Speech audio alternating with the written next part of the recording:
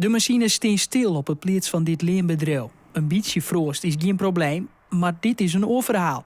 Die frost die loopt in de biet. En dan krijg je een verkeerde biet, zeg ik maar zeggen, om die te rooien, om die dan dus uit te leveren naar de fabriek.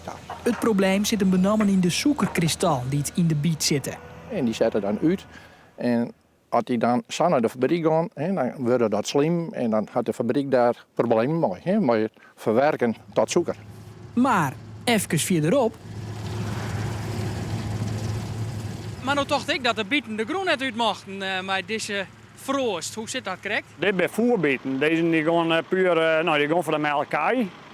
Het is een soort krachtvoer wat het hele voor de melkij. Dat er dan een beetje frost in de biet komt, is net heel slim. Dat is net heel slim. Dosmat de Graaf van de consumptiebieten hield dit nevenkeepje om boeren die de bieten graag rispje willen. Dan maken we het even later even weer zien.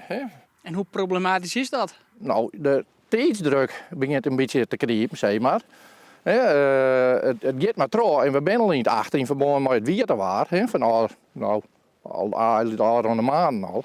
Dus het moet nog aan alles wat gebeuren. En de verwachting is dat het nog wel even dwarret voordat zijn machines vol weer de ekkers op kunnen. De frost moet er eerst uitwezen.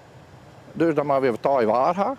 En dan kun je echt net zeggen van de nieuwe taai waar dan beginnen we. Dat die biedt maar dat ik de tijd krijg om het te herstellen. Ja, dan denk ik naar de berichten dat we de eerste dagen net aan de gang komen. Allemaal is het gewoon een heel dreig hier. Het is zeker een dreig hier. Ja, absoluut. We hebben eigenlijk net meer gewend, maar goed, het gebeurt niet. En daar kun je maar rekening mee houden.